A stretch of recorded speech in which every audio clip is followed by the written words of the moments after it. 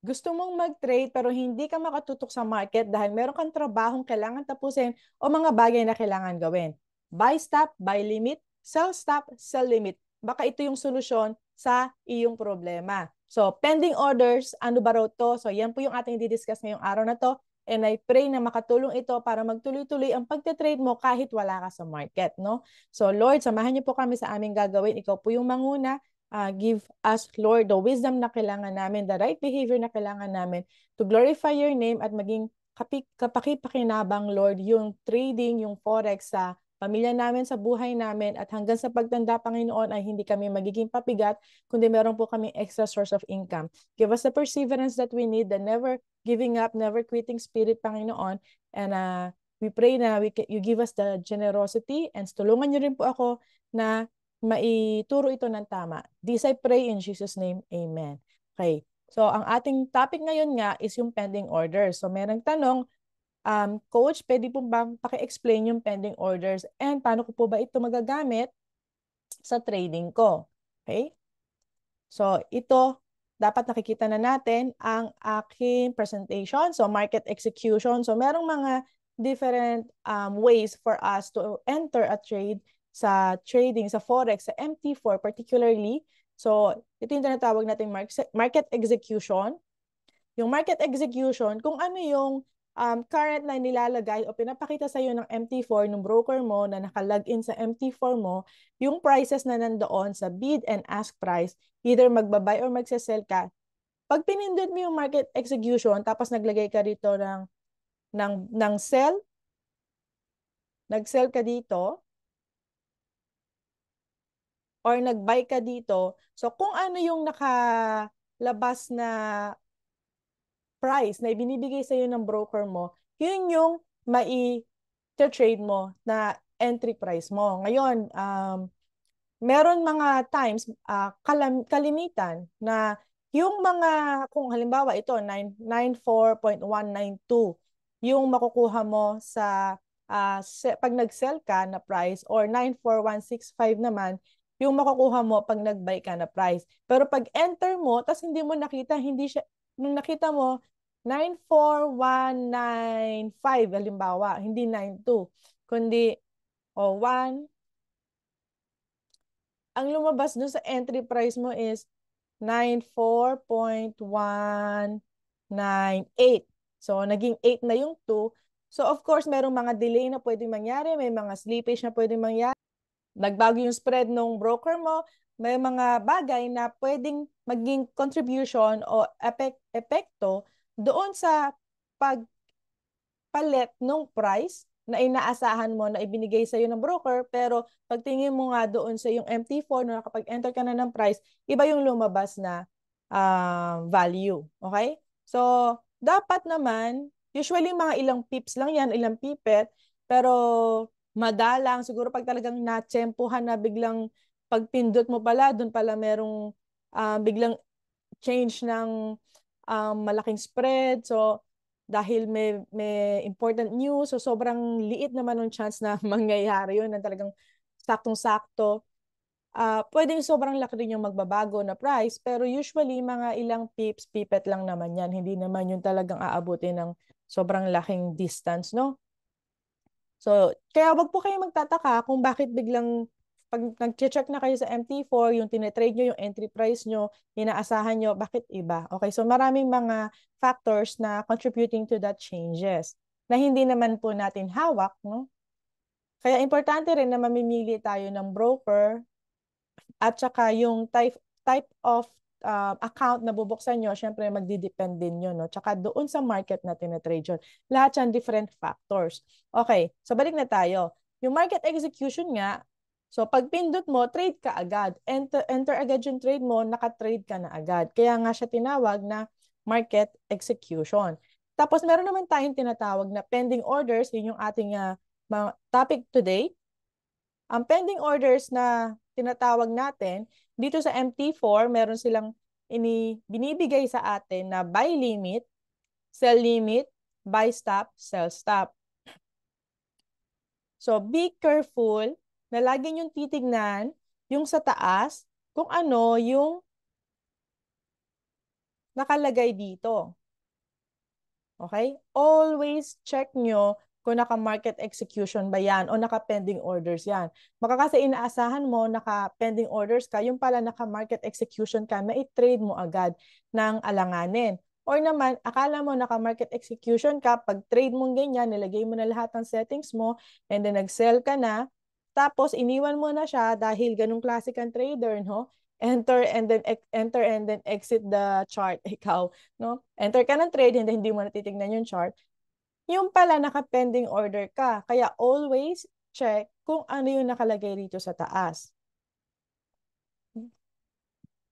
So yun nga, ang MT4 ay binibigyan niya tayo ng different mga choices. If magma-market execution ba tayo, ibig sabihin, pag pindot mo, yun na, naka-trade ka na. Or magba-buy limit ka, sell limit, buy stop, or sell stop. Ano raw ba yung pending orders?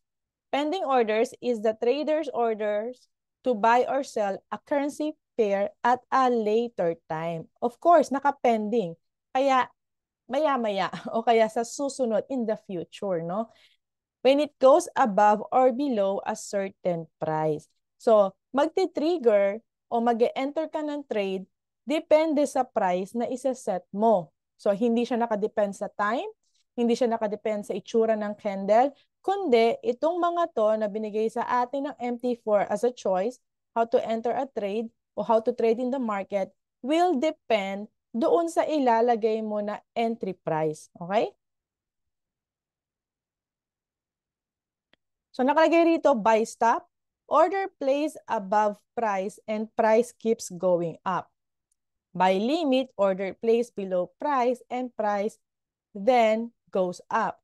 Sell stop, order placed below price and price keeps going down. Sell limit, order placed above price and price then goes down. So, ano ba yan? Hindi ko naintindihan. Okay? So, syempre, mas madaling intindihin kung naandun tayo sa chart. So, buy stop muna tayo. Ano ba raw yung buy stop? So, doon sa ating pag-enter ng trade using buy stop or itong mga pending orders na to, madadagdagan yung ating ilalagay na values. So, kung mag-enter tayo ng trade, kung alala niyo yung mga lesson natin before, so meron kang ilalagay na lot size, meron ilalagay ka na take profit and stop loss, and then enter ka na ng buy or ng sell. So, meron kang lot size, take profit, stop loss, and then that's it. Sa market execution, magte-trade ka na. Ngayon, pag naka-pending order ka, magdadagdag ka ng isa, which is yung entry price mo. Yung sinasabi ko nga kanina na trigger price. So, magiging apat na yung lalagay mong values, yung lot size, take profit and stop loss, and entry price. So, yung take profit and stop loss, well, hindi siya requirements, hindi siya prerequisite. Makakapag-enter ka pa rin ng pending orders kahit wala siya. Pero of course, hindi yun magandang behavior or hindi siyang magandang gawin mo siya lagi. I do not recommend na magte-trade ka without putting stop loss or take profit. Napakapangit na gawin yan ng isang trader, okay? So, wag niyo pong gawin yan.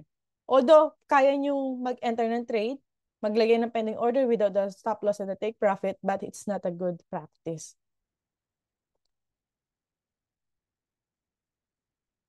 So, ito na nga yung buy stop natin. So, yung buy stop natin, meron kang example, yung current price o yung nangyayari ngayon na movement. Okay, may ibibigay sa'yo yung broker mo nga. It's either ask price or bid price, depende sa iti-trade mo. So, buy stop, of course, magbabay tayo dito. Hindi tayo magsesell. Okay? So, yung stop na tinatawag is yun yung type of pending order nga. So, kailan tayo at paano tayo magbabay? Sa buy stop, isipin nyo lang na continuation yan. So, kanina ko pa iniisip, paano kaya matatandaan kapag yung stop e continuation? So, isipin nyo na lang, parang halimbawa, sa isang traffic light. 'Di ba? Ano ba ang composition ng traffic light, 'di ba? Merong stop, stop, tapos get ready and go. Okay, yun na lang. So isipin niyo na lang yung buy stop isa siyang grupo ng traffic light kung saan may stop, may get ready, and then yung continuation, yung go mo. So ibig kong sabihin, sa buy stop kasi, kung halimbawa yung market ay umaakyat, parang ganito, inaasahan mo na yung market tutuloy sa pag-akyat. Kaya mag-go-go pa siya or magko-continue siya sa bullish movement niya o yung sa pag-akyat niya. Okay? So again, reminder, para madaling matandaan, isipin mo na lang kasi sa traffic light, merong tatlong components: stop, ready, and go. Kaya yung go natin, i-connect natin dun sa continuation. Kaya pag nairinig natin yung stop, by stop, pending order, ibig sabihin yan, tutuloy pa yan. Kasi ang kasunod ng stop is go. Stop, go, stop, go, stop, ready, and go, stop, ready, and go. Diba?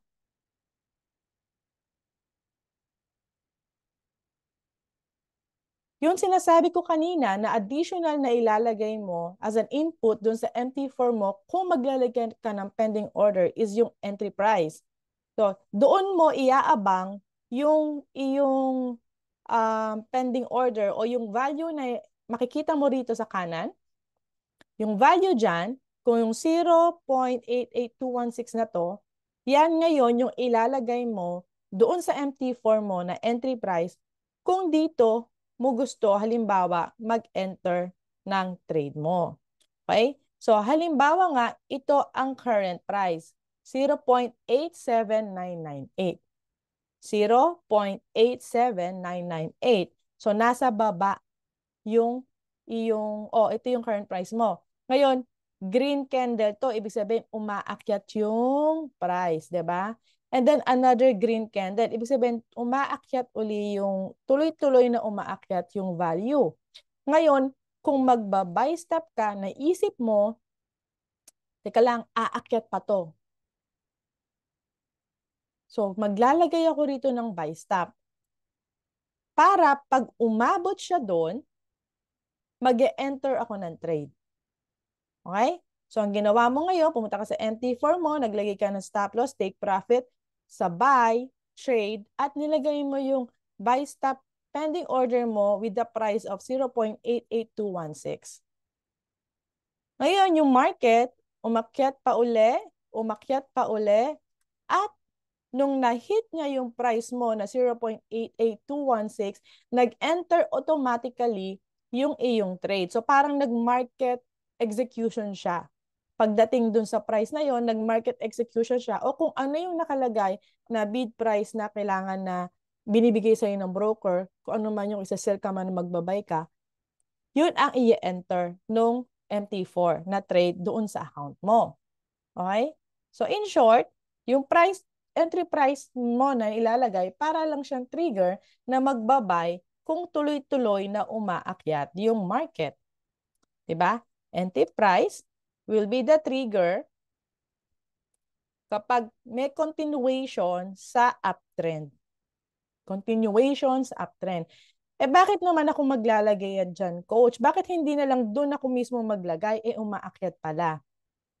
Kasi, di ba nga, nag-a-analyze tayo. Sometimes, meron tayong nakikita na factor na pwedeng nakita natin na pag pumunta siya banda rito, baka mag-reverse na. Kasi meron ditong strong support and resistance, o meron diyang EMA, o meron diyang, kung ano man yung ginagamit nyo. Iba na yung itsura ng candles niya, o iba yung magre-reverse na siya sa trend line niya. Kung ano man yung ginagamit nyo na strategy, makikita nyo at napaisip kayo na baka hanggang dun lang siya aakyat. Hanggang dito lang dahil, example, may support and resistance. Kaya kung lalampas pa siya dito, mas malakas ang loob mo ngayon na mag-buy dahil na-break niya yung support and resistance, halimbawa, na nakita mo. Kaya, mag-iintay ka ng break bago ka mag-enter. Sana. Kaso nga lang, hindi mo alam kailan magbe-break. Baka tulog ka, o kaya nasa school ka, o kaya nasa work ka. So hindi mo kayang tutukan ng 1 oras pa, o kaya lalabas ka ng bahay, wala kang, hindi mo ma-check dahil magiging busy ka, may meeting ka. Kung ano mang dahilan mo na hindi ka makatutok na for the next 1-2 hours kasi hindi natin alam kung ilan ang galaw ng market, 'di ba? At ayaw mo i-miss dahil nakita mo yung high probability na talagang magbabay pa siya o aakyat pa siya. Once na na-break niya tong level ng SNR na nakita mo, kaya ka ngayon pupunta sa MT4 at pipiliin mo yung buy stop. Okay? So, ganyan natin ginagamit yung pending orders. Buy stop, itong mga pending orders na to, very useful siya. Yun nga, kapag medyo hindi ka talaga makatutok sa market at o ayaw mong tutukan dahil kinakabog yung dibdib mo. Baka mapakialaman mo pa. Pero, maging careful din tayo sa paggamit ng buys ng mga pending orders.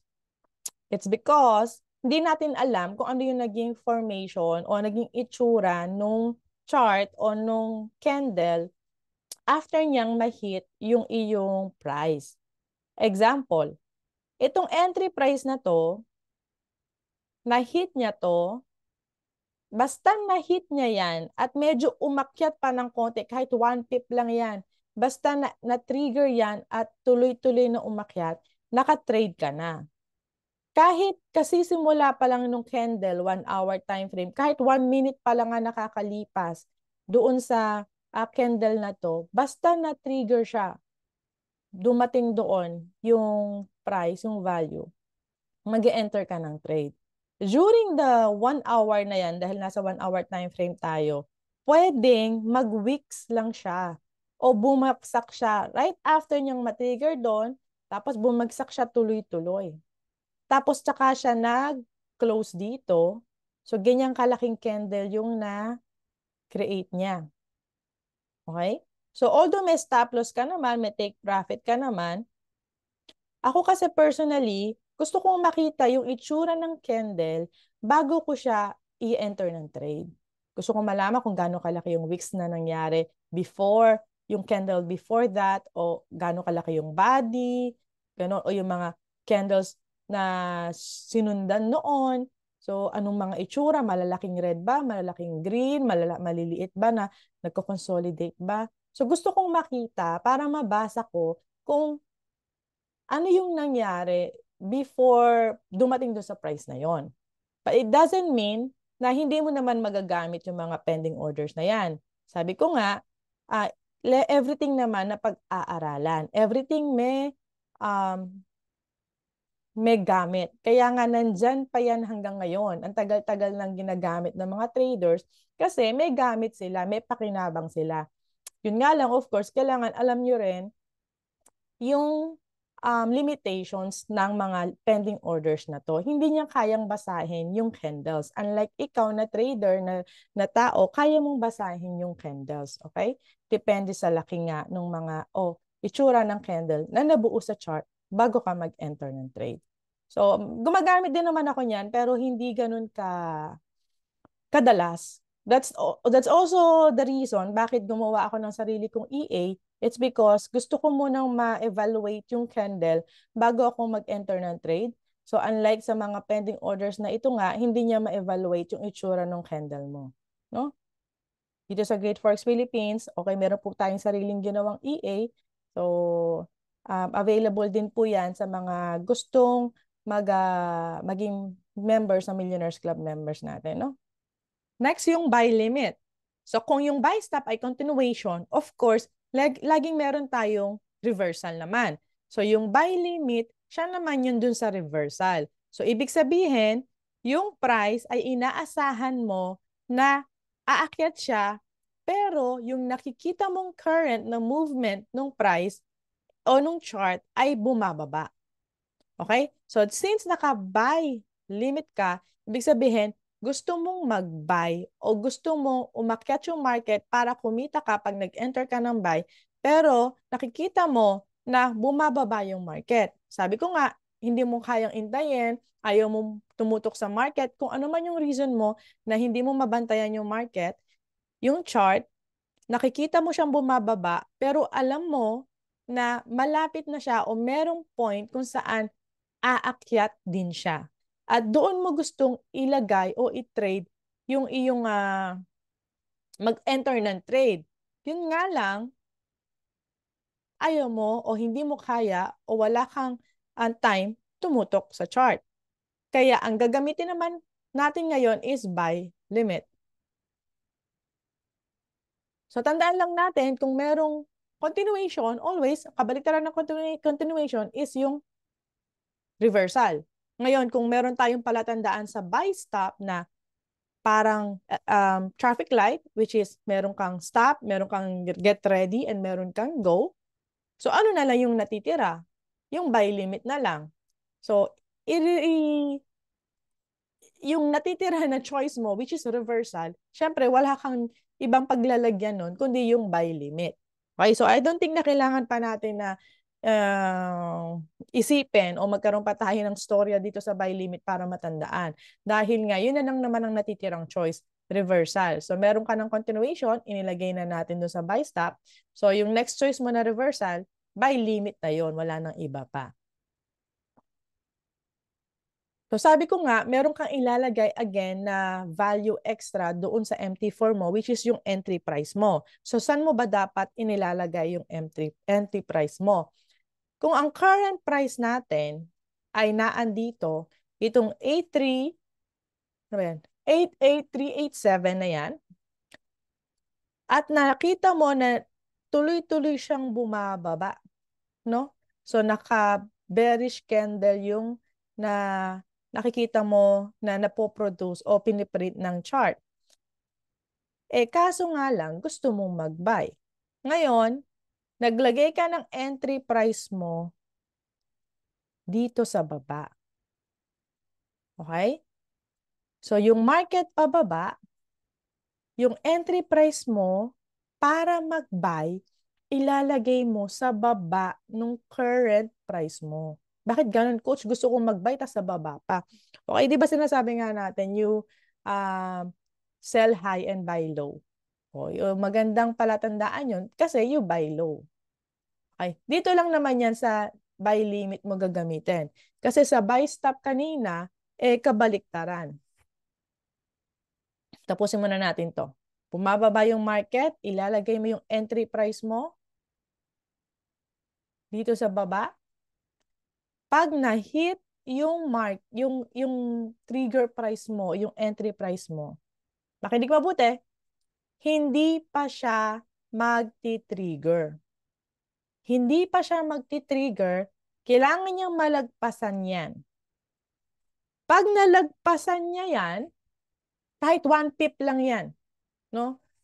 Basta manggagaling sa baba yung price, pag nanggaling sa baba, kasi nga nalagpasan na, so bumaba na yung price, tapos aakyat siya uli. So that's the time na magti-trigger siya. That's the time na magti-trigger siya. Nagets nyo ba? Oh, rewind nyo to kung hindi nyo nagets, no? Ulitin ko ng mabilis. Ito yung current price sa taas. Andito yung iyong entry price sa baba. Pagdating niya dito, okay, hindi pa siya magti-trigger, bumaba siya kahit 1 pip, kahit 1 pipet. Basta bumaba siya, nag-minus siya. Tapos umakyat siya uli.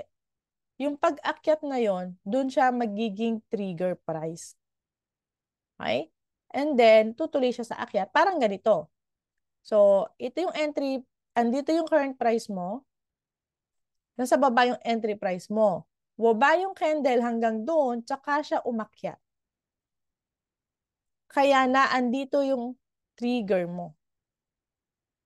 Okay? So, yan po ang tinatawag nating buy limit. So, balikan ko lang yung buy stop. Yung buy stop naman, yung current price mo is naandito sa baba. And then yung entry price mo ay nasa taas. Nakita niyo yung difference? Yung current price ng buy stop nasa baba at yung entry price mo nasa taas. Kabaliktaran naman nung buy limit natin. Ito yon. Ito siya. Okay? Andito yung current price mo. Andito yung entry price mo sa taas. Okay? Yung buy limit naman, na andito yung current price mo, na andito sa baba yung iyong entry price. Kita niya, baliktad. Kaya mag-iingat kayo, no? Minsan, maglalagay kayo ng pending orders, tapos sasabihin niya sa'yo, parang mali yung input mo. Mali yung entry price mo. Kasi, tinitingnan niya yung current price. Kung ano yung current price, tapos titignan niya yung entry mo, of course, titignan niya rin yung take profit mo and stop loss mo. And kung anong pipindutin mo, kung buy stop ba yan or buy limit yan. Kung nagkabaliktad yan, na inilagay mo yung entry price mo sa baba nung current price, tapos naka-buy stop ka, hindi mag-e-enter, hindi ka makakapag-execute ng buy stop. At the same time, kung nilagay mo yung entry price mo sa taas nung current price, tapos nagpindot ka ng buy limit mo, so hindi mo siya mapipindot, naka-gray siya. So in short, invalid input yung ginagawa mo. And of course, pwede rin yung take profit mo and stop loss mo, balik-baliktad din. Kaya always maging careful kayo sa paglalagay ng values kapag sa pending orders. Baka minsan, nalilito na kayo, bakit hindi siya mag-buy stop? Coach, ayaw talaga kahit anong gawin ko. Eh, yung pala, mali lang pala yung entry price na nilalagay mo. So, ulit-ulitin mo tong lesson na to. Kumuha ka ng notebook, kumuha ka ng papel, isulat mo yung sinasabi ko, yung ini-explain ko, tapos ituro mo sa sarili mo. Para i-explain mo sa sarili mo. Kung na-explain mo sa sarili mo to, ibig sabihin, naintindihan mo na siya. Okay? So, last na summary na lang uli nitong buy stop and buy limit, no? Bago po tayo sa sell stop and sell limit. Ang buy stop, po, stop, ready, and go. So, go for continuation. Yung market o yung value, current price, nasa baba. Iniisip mo, aakyat siya tuloy-tuloy. Ito yung current price. Ang entry price mo, lalagay mo sa taas. Kasi nga, tutuloy siya. Gusto mo, tumuloy siya doon. Okay? Current price, entry price. Of course, ang take profit mo sa taas, ang stop loss mo, kahit saan mo siya ilagay, basta sa baba ng entry price. Kahit dito stop loss mo, dito stop loss mo, dito stop loss mo. As long as nasa baba siya ng entry price mo dahil naka-buy, enter ang gusto mong mangyari. Buy stop. Sa buy limit naman, ang buy limit naman, kung ito yung current price, bumababa, at a certain point, inaasahan mong aakyat siya. So sabihin natin dito yung entry price mo. Okay? So nasa taas naman ngayon yung current price. Sulat mo to, explain mo sa sarili mo, nasa baba yung entry price na kapag napindot o na-trigger niya yan at umakyat siya uli, mag-enter ka ng buy. So coach, paano kung tuloy-tuloy na bumaba? Pag tuloy-tuloy na bumaba, di hindi magti-trigger yung ano mo, yung trade mo ng buy limit. Pero sinabi ko nga sa inyo, kahit 1 pip lang yan, basta matouch niya, bumalik. Malagpasan niya 1 pip, Tapos umakyat, na-trigger. Tapos bumagsak siya tuloy-tuloy, wala na yun. Naka-enter ka na ng trade, no? Okay? So kung may tanong po ha, i-chat nyo lang po dyan. Dun sa mga nagtatanong kung anong broker ang gamit ko, i-PM nyo po kami para ma-share po namin yung link sa inyo, no? And please, kung nakakatulong po yung Great Forex Philippines at sa trading journey nyo, paki-share po ito, subscribe ka na please, para mas marami pa yung influence na magawa natin, mas marami tayong ma-reach na Filipino na gustong mag-aral ng trading. Libre naman ito sa YouTube. And of course, yung ating mga social media account, yung Facebook natin, Facebook group natin, join ka dyan, mga messenger natin, and paki-share na rin tong video na to. Hindi mo alam kung sino sa mga kakilala mo, mahal mo sa buhay, ang naghahanap ng ganito at talagang interested magpasukin ng trading. No? Naalala ko before, talagang college pa lang interested na ako. Pero after college pa, nagtatrabaho na ako. Tsaka ako lang nagkaroon ng opportunity mag-aral ng trading. Kasi nga, wala namang available. Hindi ko alam kung anong gagawin ko. Buti na lang may nag-share sa akin na kamag-anak. At praise God, ito nga, tuloy-tuloy na. Okay? So, tuloy-tuloy po tayo. Kung meron po kayong mga topics na gustong i-discuss katulad nito, i-comment nyo lang po sa ating mga comment section at bigyan natin ng panahon para maipaliwanag sa inyo at sa iba pang mga kailangan ng ganong klaseng pag-aaral. So dito po sa Great Forex Philippines, syempre, tuturuan namin kayo kung paano magkaroon ng masayang pocket, pitaka, bulsa. And gusto rin namin magkaroon kayo ng mas peaceful na buhay. Yan ang kailangan ng lahat ng tao. Peace.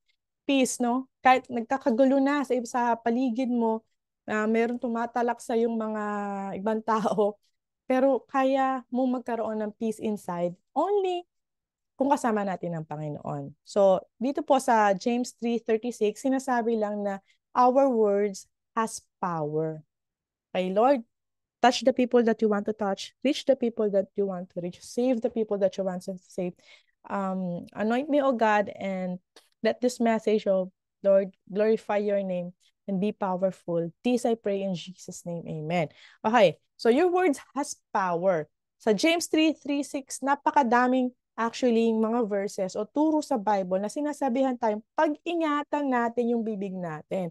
Actually, mahilig ako mag-aral din ng mga sa science, sa mga nakikita ko ngayon actually sa YouTube, mga ganyan, sa internet, about sa studies, kung paano nakakaapekto yung bibig natin, yung salita, yung lumalabas sa bibig natin, sa physical natin katawan, sa environment natin, sa mga bagay, no? So, tuwan-tuwa ako nakikita yung evidence ng Word of God. Kasi ang sabi ng Panginoon, paulit-ulit, ingatan natin yung salita natin. Yung salita natin has power. Yung words natin you will eat the fruit of your words, of your mouth. Ibig sabihin, kung ano yung inilalabas ng bibig mo, siya ring magkakaroon ng epekto sa buhay mo. At nakikita natin yan sa science, nakikita natin sa mga studies na, oo nga, totoo yung sinasabi ng Bible. Okay? So, merong isang scientist, hindi ko matandaan kung Japanese siya, pinag-aralan niya, groups of, tubig, parehas na pinanggalingan ng tubig, yung isa, kinurse nila, yung isa, binigyan nila ng magagandang salita like, I love you, you are wonderful, you are beautiful, you are smart. While the other one, kinurse nila, pangit mo, wala ka silbi, I hate you, ganun. And then, yung 2 sets of water na yon, finreeze. After na-freeze nila, inilagay nila under the microscope, and then nakita nila yung na-form yung formation na nagawa doon sa nag-crystallize na water, yung isang cursed na water, may mga spikes siya, ang pangit, ganun. While yung isa naman na nilove o magagandang salita yung binigay, bago finiris, ang ganda ng formation na nag-crystallize na nakita nila under the microscope. So, imagine, just same na pinanggalingan na tubig. Pero iba yung naging ibinigkas at nagkaroon ng epekto sa tubig. Tubig lang yun. What more sa katawan natin? Napakaraming pag-aaral na rin napatunayan na yung binabanggit natin sa sarili natin, nakaka-apekto sa emotion natin, sa mindset natin, and sa health natin, sa physical nating katawan. Kaya nga po, mag-ingat tayo sa salita natin kasi words has power. Sabi sa James 3:6, when we put beads into the mouth of horse to make them obey us, we can turn the whole animal. 'Di ba? Paglalagyan lang natin ng parang pain yung kabayo, tapos pupunta na yung ang laki-laking kabayo na yon, 'di ba? Lalagyan mo sa bibig niya, pupunta na yung kabayo, 'di ba? Buong katawan niya na mananavigate mo na siya. Or take sheep as an example. Yung sheep daw, although they are so large, sobrang laki talaga ng mga ships, and are driven by strong winds, di ba? Driven by strong winds, ibig sabihin, hindi lang malaki yung ship, kundi meron bang outside force na ano ba doon? Nag-i-influence sa movement ng ship. They are steered by a very small rudder wherever the pilot wants to go. Di ba yung nasa puwet niya, yung nasa likod niya, yung gumaganon-ganon, yung parang buntot sa ilalim. Di ba pag sinisteer lang yun ng um, ano ba yun, ng kapitan, mariredirect niya yung ship. At saan siya kinumpare ng Bible? Likewise, the tongue, ayan, yung dila mo na yan. Yung dila mo na yan is a small part of the body. Napakalit lang yan. Imagine yung utak mo ang laki. Imagine yung mukha mo ang laki. Yung kamay mo ang laki, di ba? Yung buong katawan mo, yung braso mo, yung paa mo, ang laki. Yung mga laman loob mo, malalaki siya. Pero imagine gano'ng kalit yung dila natin. Di ba? Gano'ng kalit lang siya sa mga ganyan, ganyan, di ba? But it makes great boast. Consider what a great forest is set on fire by a small spark. The tongue also is a fire, a world of evil among the parts of the body. Sinabi na ng Bible, maraming mga mapapangit na nandiyan sa bibig natin, no, sa words natin. It corrupts the whole body, sets the whole course of one's life on fire, and is itself set on fire by hell. Ingatan natin yung dila natin kasi kung gaano itong mga sinasabi sa horse, sinasabi doon sa malaking ship, kung sinasabi doon sa forest na isang spark lang pwede masunog yung mong forest, yung dila rin natin, it can make or break our life. It can make or break a relationship. It can make or break confidence. It can make or break dreams. Naalala ko before, ang sabi nung ate ko, isang salita lang. Siguro elementary ako noon. Meron siya sinabi sa akin, sabi niya, ayaw mo bang ganito? Ayaw mo bang maging ganito? Meron siya sinabi ko, hindi ko nasabihin. Ayaw mo siya maging ganito? Tapos nasa isip ko, wala pa lang sa isip ko na sumagay na pwede akong maging ganon na sinasabi niyang gawin ko in the future. Pero dahil sinabi niya, nagkaroon ako ng idea at naisip ko, baka pwede. Kasi hindi naman niya yung sasabihin nang hindi niya nakikita yung potential ko. And then nung lumaki na ako, aba, ginawa ko nga siya. Dahil naisip ko, sabi nga ng ate ko pwede, kaya ko So ginawa ko siya. Imagine, yung isang salita na yon ng elementary ako, isang beses lang niyang binitawan. Hindi niya naalala na sinabi niya sa akin. Pero sa akin, naging pangarap siya. At naging part siya ng isang napakagandang memory sa buhay ko. Diba? Your words, your tongue, can make or break something. Diba? It can make something so nice or it can make something so bad. Imagine, ikaw na lang isipin mo, ano yung mga masasamang bagay na sinabi sa'yo ng ibang tao na hanggang ngayon dala-dala mo pa at pinaniniwalaan mo. Sabi na, ang baho mo, o ang pangit mo, o ang bobo mo, na pinaniniwalaan mo. Pero hindi naman talaga.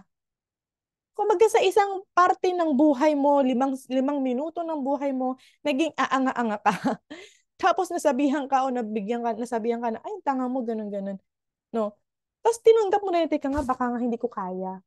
Teka nga, baka nga masyado kong maitim para dito, maliit para dito. So, Pero actually, nag-improve ka na. Nagbago ka na. Ang dami mo nang kayang gawin, pero pinanghawakan mo pa rin yung salita na yon. That's the power of the word. Nung ibang tao sa'yo, at ikaw din sa ibang tao. At ikaw sa buhay mo. Sabihan mo araw-araw sarili mo, ang ganda ko, ang talino ko, ang sexy ko, kaya ko to. Every time na meron akong gustong gawin, tapos ginawa ko siya, nasimulan ko siya, at during na ginagawa ko siya, bago ko siya simulan, I mean, alam ko na kaya ko siyang gawin. Alam ko na kaya ko to, kaya ko to.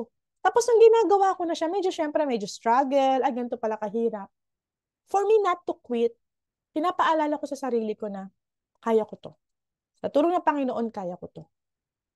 God gave me the ability to produce well. God gave me the wisdom. God is my helper.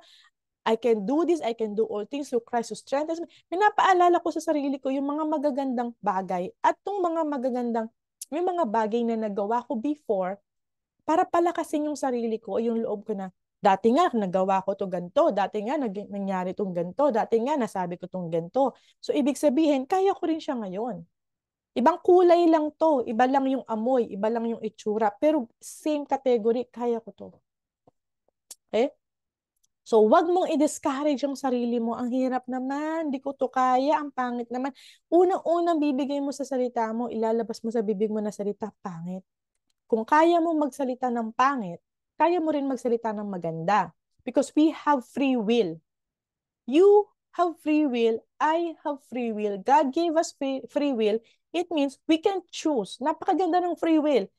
Di ba? Napakaganda ng free will. Actually, dati hindi ko na-appreciate yung free will kasi naisip ko sa free will, bakit binigyan pa ako ng free will? Sana wala na lang free will para lagi na lang magaganda yung gagawin ko. Para na lang kung ano na lang sabihin ni God, yun na lang, para na lang akong robot ni God. Sana wala na lang free will. Yun ang naisip ko. Pero ngayon, hindi. Ang ganda pala ng free will. Kasi dahil may free will ako, I can choose not to do bad stuff, not to say bad words, not to say negative words. I can choose. Akala natin wala akong magawa, yun talaga naisip ko pangit. Hindi, you can choose because you have free will. God gave you free will so you can choose. That's why we choose God. Choose God, choose good words, encourage yourself, encourage other people, use your words to change the situation, not to describe the situation. Okay, kailangan mo talagang i-describe. I-describe mo one time. Pero wag mong paulit-ulitin yung pangit na yon na kinonvince mo na yung sarili mo na wala na talagang pag-asa. Describe mo kung kailangan talagang i-describe para maintindihan ng mga tao sa paligid mo. Pero kung hindi naman kailangan, so you use your words to change the situation. You have to believe first before you can see it. At napatunayan na rin yun ng science, napakadaming studies na ang tinatawag nila ngayon yan na, ano ba to? Law of attraction. Ina-attract mo raw yung iniisip mo. Pero syempre sa atin na nakabasa ng Word of God, that's God's declaration, God's Word na napatunayan ng science na you have to think first, you have to believe first, and then you will see. Yan ang nakasulat sa Bible na ayaw tanggapin ng iba na sinasabi nila law of attraction. That's not law of attraction. That's how God created the universe according to His will and purpose. And He's telling us paano tayo maging victorious o matagumpay o masaya sa mundo na to using the Bible. Nasabi na yan ni God before, napatunayan lang ng science ngayon, at kailangan lang natin gawin, i-apply. Be careful with our words. It has power, no?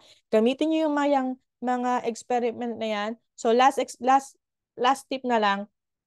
I have convinced a lot of people sa experiment na to, including myself. Meron akong 2 bottle o 2 plastic ng rice. Actually, ngayon ginagawa namin siya ng mga anak ko, nasa baba yung rice. Same pot, sa parehas na ano ba to? Kaldero. Kumadyok ako, dalawang supot na rice.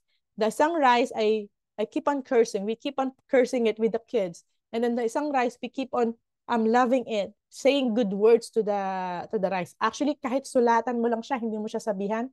Sulatan mo lang siya ng mga bad words and then good words. And then you wait mga 2 weeks, 1 week, makita mo the rice that has been hated, yung sinasabihan mo ng mga pangit na salita, bulok siya agad. And then makita mo yung rice na has been loved o sinasabihan ng masasaya, magagandang salita, hindi pa siya kasing bulok nung isang rice. Hindi lang sa tubig, hindi lang sa rice, pati sa katawan mo, pati sa buhay natin, may epekto ang salita.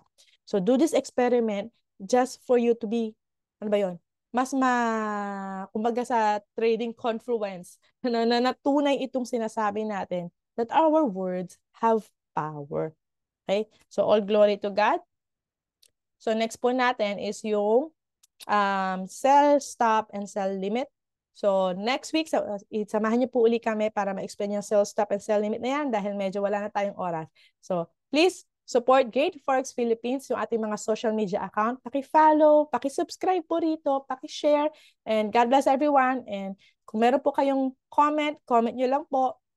Use your words wisely and sa magandang bagay. All glory to God. Bye everyone. God bless. Jesus loves you. Bye.